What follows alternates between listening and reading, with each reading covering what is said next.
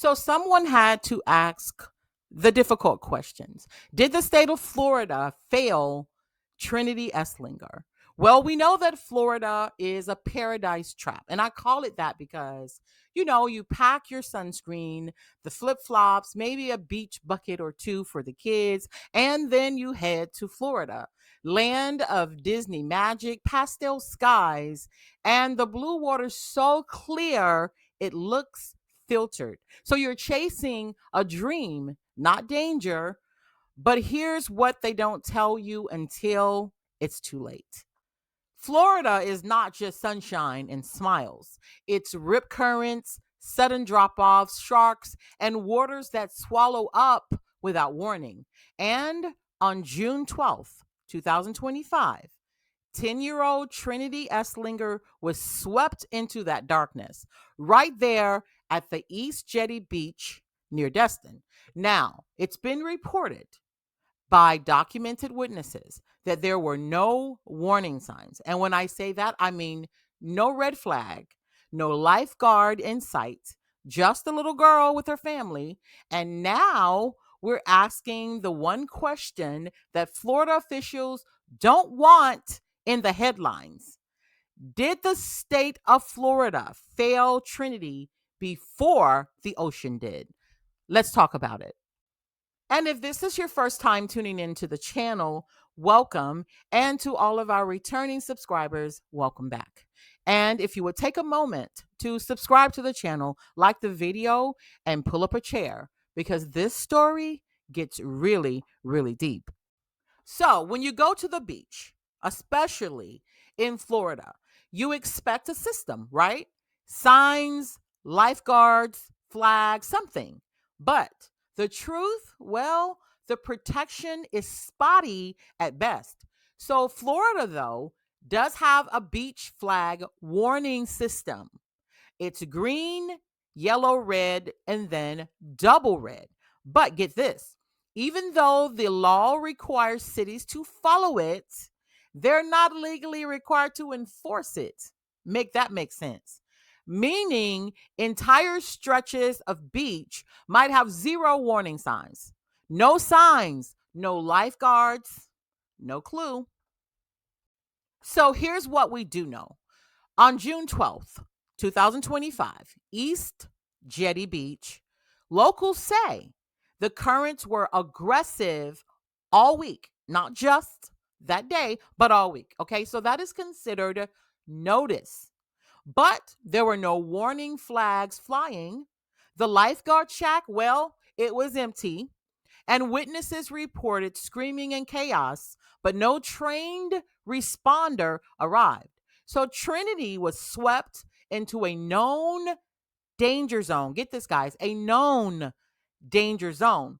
The deep drop off near the jetty's edge, and still there were no visual warning signs in place.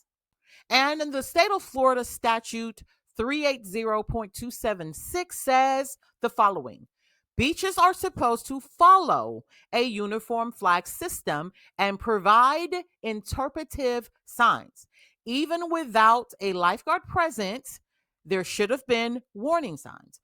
The law is clear, guys. Hazard signs help save lives. Red equals strong surf.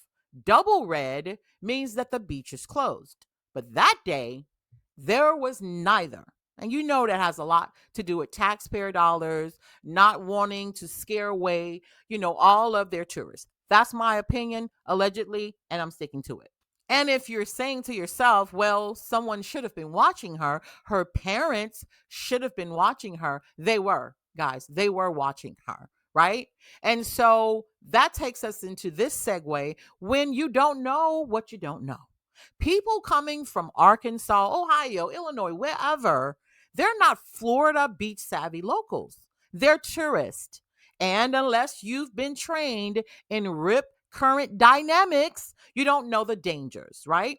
Nobody warns you that beneath the beautiful turquoise water lies an invisible conveyor belt that pulls even adults under. That's the whole point of the flag systems and posted warnings. And when those are missing, guys, it's like driving without stoplights, a disaster basically waiting to happen. So when I think of this case with Trinity, guys, I think of the real life story that happened at Disney in Orlando. It feels like deja vu to me, right? Now, remember that little boy who was snatched by the alligator at Disney's Grand Floridian Resorts? Right outside the hotel, guys, on the Disney property, right? Playing in the shallow water. No sign, no barrier, no warnings. Now, it's the same pattern. Florida sails paradise, but rarely talks about the predators, natural or otherwise, that live beneath the surface. You know what lies beneath? So, guys, keep in mind that the signs, the warning signs, the flag system, all of those are flags and signs from other beaches in Florida, not where this occurred. So, there's no documentation to date that shows there were any signs, and they have witnesses who said there were no flags. So, these are just the signs that should have been, at the least, one or two of those should have been present. So here's the long and short of what I'm saying. If the flag was missing, well, so was her chance to survive. Trinity wasn't warned. Her family wasn't warned. There was no sign, guys, no flag, no trained professionals watching, just an empty lifeguard shack and an ocean that pulled her away. So here's our question, or here's my question. Was this a freak accident or a failure that was completely preventable? Because when a little girl dies where red flags should have been flying, somebody should be held accountable.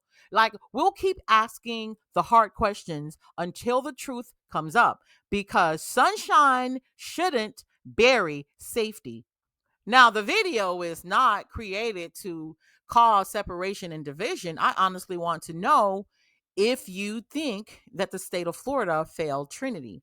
Okay. So remember, the state of Florida gave us Disney World, SeaWorld, Busch Gardens, and those perfect beaches. It's also one of the most deceptively dangerous places in America. You come for the magic, the sunshine, and the turquoise waves, but forget that this is also the land of alligators, shark, rip currents, venomous snakes, hurricanes, and the lightning capital of the world. Let that sink in for a moment.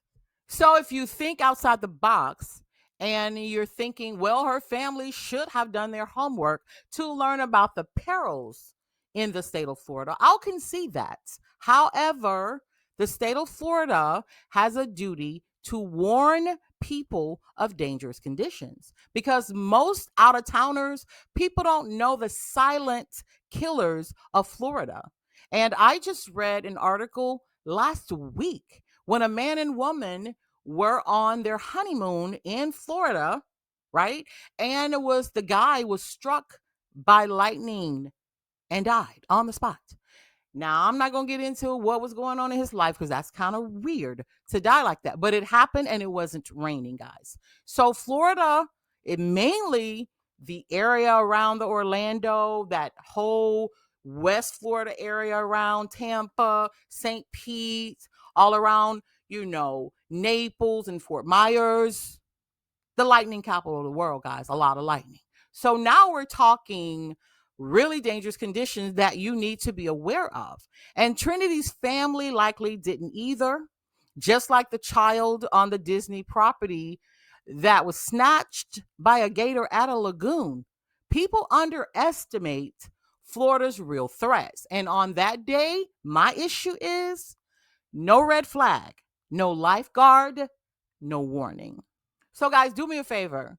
If you believe that the state of Florida failed Trinity's family by not properly warning them of dangerous conditions, then put the letter T in the comment section in support of Trinity and her family. Now, if you believe that the state of Florida didn't have a duty, it's nature, and people should expect inherently dangerous conditions, then put the letter F, like Frank, in the chat in support of the state of Florida.